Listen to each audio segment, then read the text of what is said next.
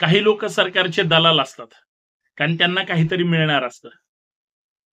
मग काही माणसं दलाल म्हणल्यावर माणसांमध्ये कुणी उद्योगपती असतं, कुणी नेते असतं, कुणी अभिनेते असतं, कुणी पत्रकार असतं, कुणी युट्यूब चॅनलवाले असतात, अजून कुणी सर्वसामान्य माणसं असतात, कार्यकर्ते असतात, पदाधिकारी असतात, कुठल्या ना कुठल्या पक्षाचा, मग ते सत्ताधारी किंवा विरोधक, ह्यांचे चमचे, दलाल किंवा अंधभक्त हे ठरलेलं असतं. पण एखादा गोदी मीडियातला एखादा चॅनल असतो किंवा एखादं वर्तमानपत्र असतं, कुणी कुठल्या ना कुठल्या विचारधारेशी जोडलं गेलेलं आहे. खरं तर कुठलाही पत्रकार, वर्तमानपत्र, माणूस, प्रशासन, शासन म्हणजे धर्मसत्ता, अर्थसत्ता, राजसत्ता, प्रचार प्रसार माध्यम सत्ता किंवा अर्थसत्ता हे पंचसूत्री सुद्धा निपक्षपातीपणे काम करेल तरच लोकशाही टिकेल. आणि प्रसार माध्यमांना तर लोकशाहीमध्ये या लोकशाहीचा चौथा स्तंभ म्हणजे अन्यायाच्या विरोधात निपक्षपातीपणे आवाज उठवण्याचं काम करावं अशी अपेक्षा. पण काही असे पत्रकार असतात म्हणजे ज्यांच्या हयात पत्रकारितेमध्ये गेलेले असते, कधी ते सेक्युलर विचारधारेशी जोडले गेलेले असतात, म्हणजे ते सेक्युलर राजकीय पक्षांशी, कधी सेक्युलर नेत्याशी म्हणजे संबंधित किंवा संपर्कात असतात, तर कधी त्यांच्या विचारधारेशी. मग जसं सेक्युलर किंवा पुरोगामी विचाराशी असतात, पण काही प्रतिगामी विचारांशी, मग त्यांच्या नेत्याशी, कार्यकर्त्यांशी सुद्धा ते संबंधित असतात.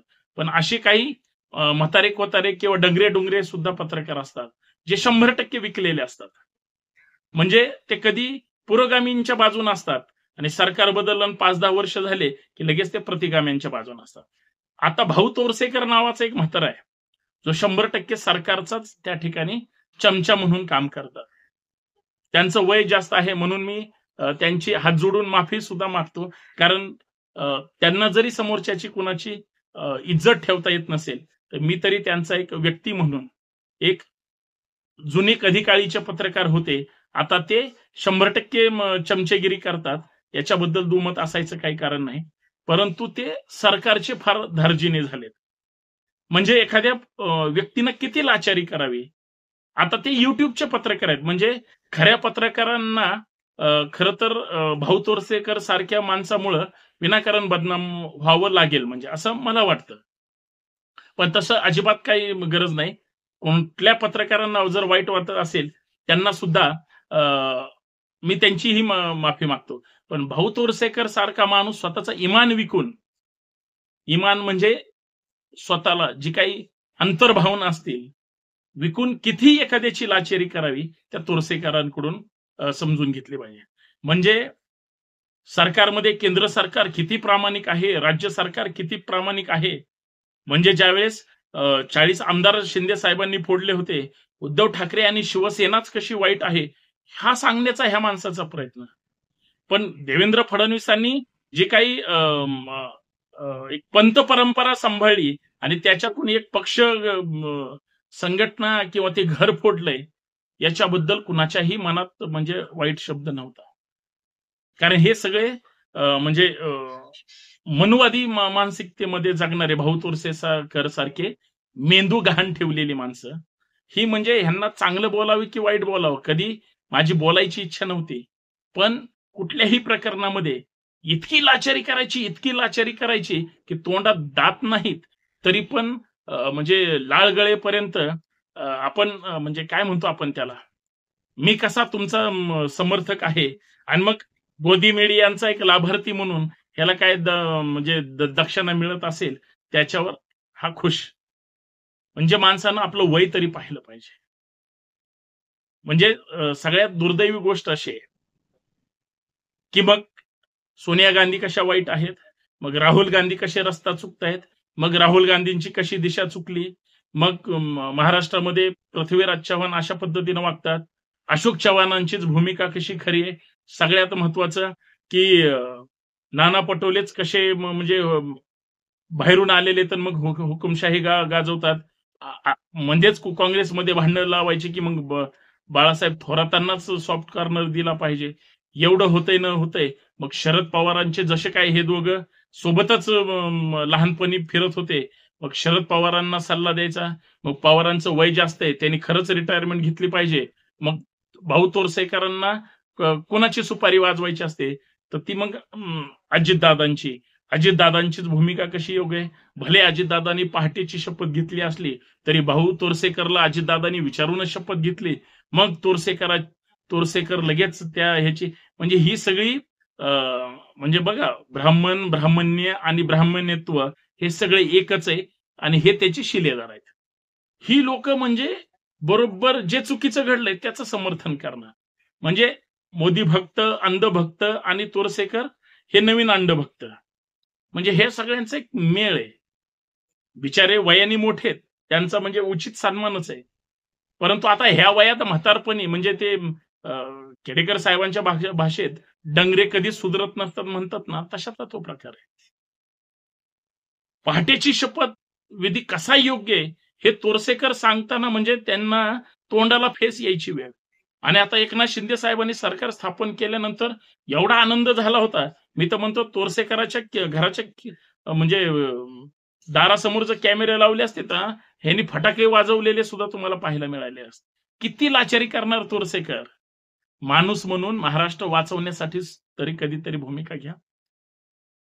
कधी काळी तुम्ही पुरोगामी विचारांची भाषा बोलायचे. तुम्ही अचानक भटळलेले आहात. आता तुम्ही भट इतके भटळलेले आहेत, हा संशोधनाचा विषय. परंतु तुम्हाला एखाद्याकडून किती सुपारी मिळते किंवा मिळाली म्हणून लाचारी पे लाचारी, लाचारी पे लाचारी कशासाठी? कुठं ठेवायचंय? 70,000 कोटीचा इलेक्ट्रॉल बॉन्ड झाला. तोरसेकर त्याचं पण समर्थन. मग ते कसं? अगोदर मोदींना सुद्धा विरोध होता. भाजपमधल्या सुद्धा बऱ्याच नेत्यांना गडकरींचं समर्थन करत असताना गडकरीवर अन्याय होतो की काय असं तोरसेकरांना वाटत होतं.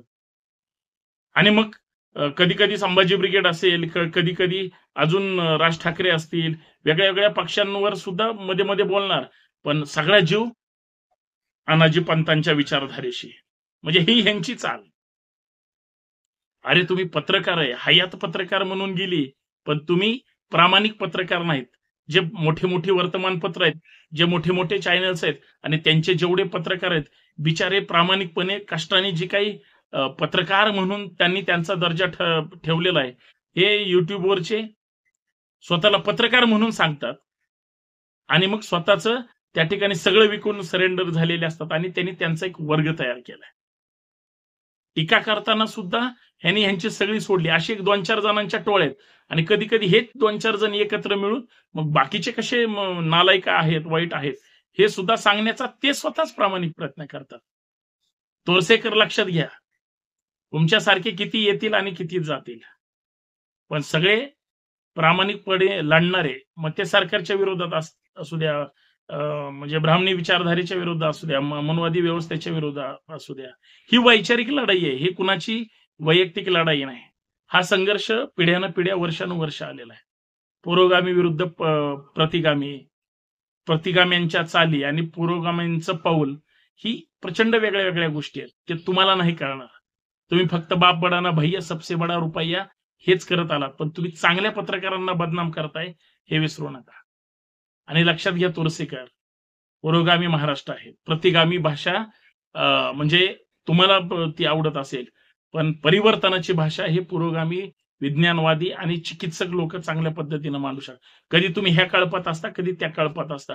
खोबरं तिकडं चांगलं भलं करणं हा जर तोरसेकरांचा छंद असेल, तर असले तोरसेकर किती येतील आणि किती जातील. तुम्ही कदाचित तुमच्या घाणेरड्या विचारातून मनवादी काही तयार पण करत असाल, परंतु तुमच्या हजारो लाखोंना पुरवणारे बोटावर मोजण्या एवढे दररोज चांगले कार्यकर्ते तयार होत आहेत. तुमच्या मनातल्या घाणेरड्या इच्छा कधीच पूर्ण होऊ शकणार नाहीत.